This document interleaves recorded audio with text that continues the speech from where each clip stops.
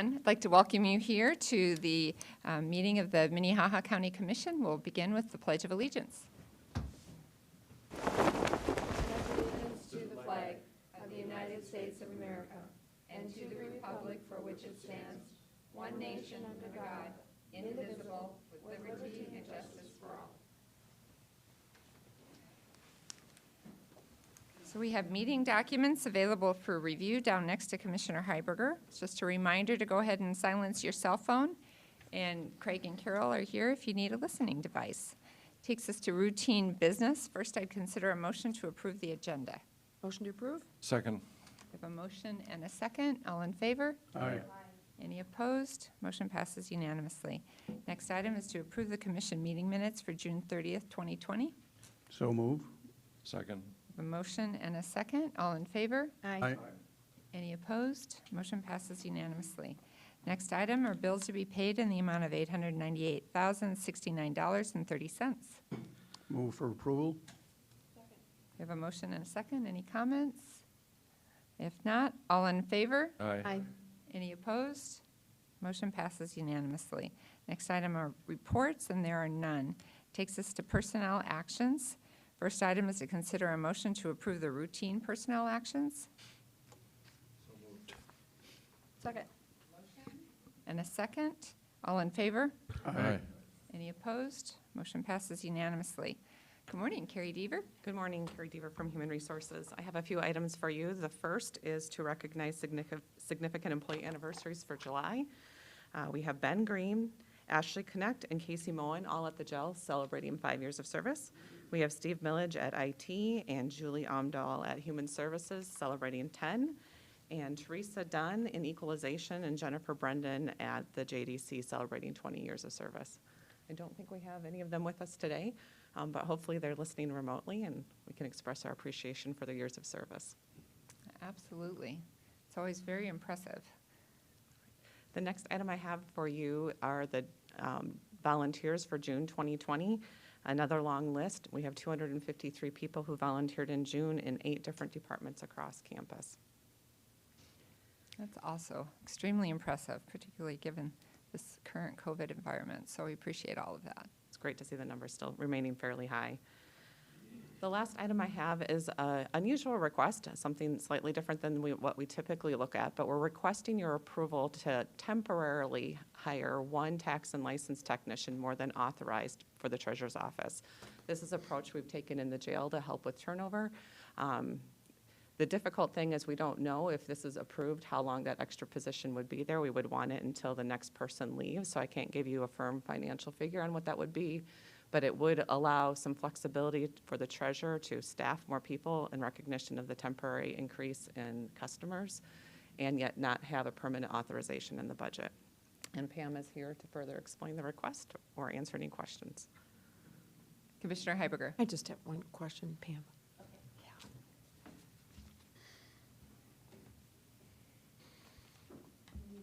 Be able to answer this, but she's seen a huge increase in people and new purchases of cars, and I'm just wondering if you have any idea how many new car registrations have been coming through on an average per day, and that might be out of your, you might not have that number off the top of your head. Don't know this, but I know that a dealer told me that they were selling about between 130 and 150 new cars a day out at that sale that they had, which was supposed to be over on July 2nd, but I don't know if it actually ended then.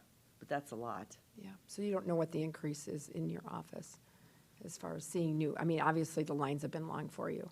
Well, they've been, before the COVID virus thing, the waits were down to about 20 minutes or less. But since that, they've been anywhere from 4 hours to the average of about 2.5 hours.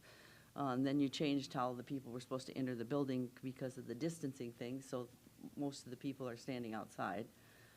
Which hasn't been very popular either. But we're actually about 4 people short in my office. We have nobody that's regularly signed to do mail. If you want to have a 15 or 20 minute wait at the window, you need 12 windows going all the time. In order to do that, somebody's always there's about 3 people away from the window going to break or lunch. And so you need about 4 people there. We have to pull people to do the mail from the window. I do mail all day. The tax and license supervisor does mail all day, but it's just not keeping up. especially we got behind with the COVID virus. We finally got that caught up, but we've also been working an hour worth of overtime every day for the last 3 weeks or so. And we've also been working three Saturdays we worked half a day. And we're probably gonna work another Saturday now. And we're still not keeping up, so it's a problem. It's not going away anytime soon. This would significantly help us and the taxpayers in Minnehaha County. Commissioner Karski. Yesterday, I received a phone call from a citizen, and I guess I could best describe it as a good old-fashioned butt chewing, because we shouldn't have people standing in line outside and so on and so forth, and what are we doing about it? And I explained some of the things that we've been going on, and I've left out that we are gonna be considering an overhire, trying to work through all this process. Is there a good time, or a time that's better to come? Is 2 in the afternoon better than 10 in the morning? Because Not it's- really. Not really, okay, I didn't know. Probably the first thing in the morning is when I got here at 6:30 today, there were already people lined up through the tent. Okay. And you know, this morning, as I'm walking in, I ran into an individual, and we talked about the line outside, and he was in it in the last few days, and he was in it just because he likes to come down here and pay, and he said, I'm too cheap to pay the extra $1 to do it by mailing it in, so, I mean, it was his choice. Last week, I had to go to Hy-Vee and renew one of mine through one of the kiosks. It was very easy. I was probably in line 15 minutes in an air-conditioned store. People were moving through the line very quickly. I think a lot of people still consciously make the decision to come here. And they have to understand that if they do that and not take advantage of alternative means, whether it be by mail or through a kiosk, they're going to be spending time in line. I mean, it's just the way it is. We had it down to like 15, 20 minutes, which most people didn't have a problem with. They were inside the building, not outside the building. Yep, and then- Those things make a difference, and those are decisions that we make. And the only thing you can do at a self-serve kiosk is a renewal. And then everything in your database has to be absolutely right, and we're gonna have a self-serve kiosk. They already wired for it. I thought it was gonna be here last week, but it's not here quite yet. My understanding is we're gonna get a used one from Pier maybe.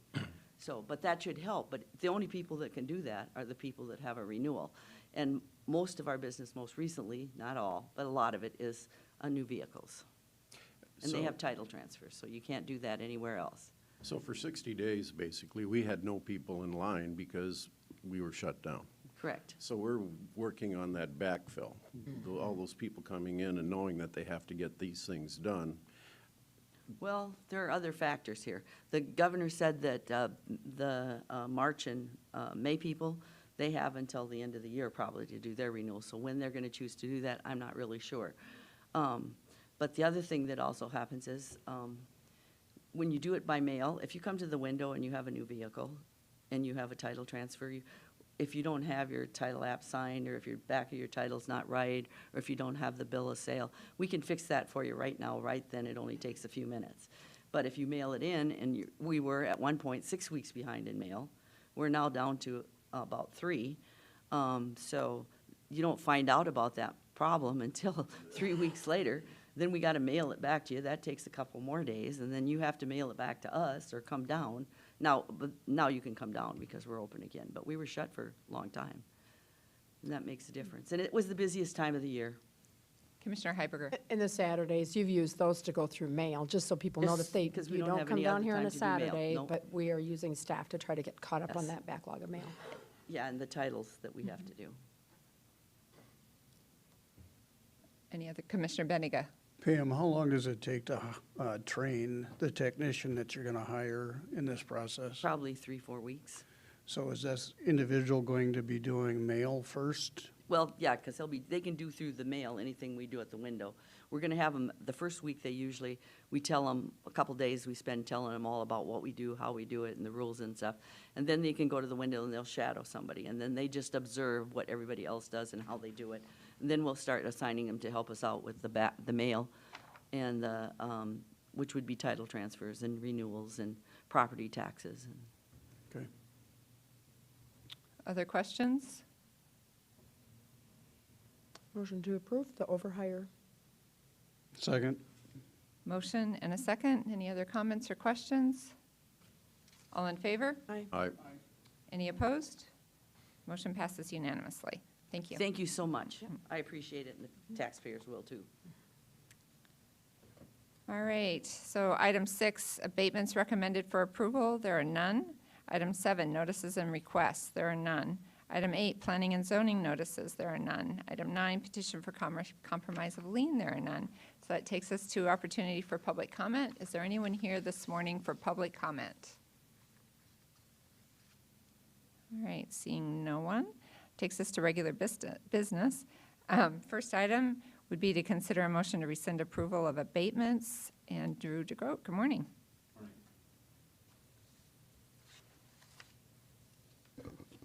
Morning, Commissioners. Drew DeGroat from the State's Attorney's Office. One thing, I'm going to actually be requesting to defer this action to another week. I don't know if Mr. Marshall, who is the reported owner of the property, has been notified. I've tried calling him. His voicemail is full. So I plan on sending a certified letter to him to make sure he has an opportunity to be heard, opportunity to be here. I'm not sure if he has been notified, so I'm actually going to be requesting that this be deferred another week. Motion to defer over 1 week. Second. Motion and a second. All in favor? Aye. Any opposed? Motion passes unanimously. Madam Thank you. Chair? Thank you. Yes. If we still don't hear from this person, maybe a wellness check needs to be done to see if they're not competent at home. Okay. Well, it'd be helpful to have a certified time for a certified letter to go out, so thank you. All right. So that takes us to liaison reports, item 11. Are there any liaison reports this morning? Okay. Any new business? Any old business? Madam Chair, Barry. I would just comment that, we just did the 4th of July, and it's incredible the difficulties our ancestors have gone through in this country, whether it was colonialism, the American Revolution, the Civil War. I think that our country is having a hard time now, and I think we will get through it. Clearly, we don't have it as bad as people in the Depression, for example. So when we leave here, let's all plan on keeping America strong and fixing the issues that we're faced with. I would just say our family was together for the 4th, and we had an opportunity to watch Hamilton, which if anybody hasn't seen it yet on Disney Plus, I'd highly recommend it. But it was it's just a good reminder to me that we had a lot of people who gave up a lot for our country, and none of them were perfect people, just like none of us are perfect people. But they were brilliant in their own way, and we owe them to keep working hard on our union. Madam Chair, Yes. your wise words reminded me of something that Warren Buffett said. Now, probably somebody else said it before him, but he said, every saint has a past and every sinner has a future, we hope. Thank you. I hope so. I'll tell you that. All right. Anything else? Or if not, I'd entertain a motion to recess. Motion. Second.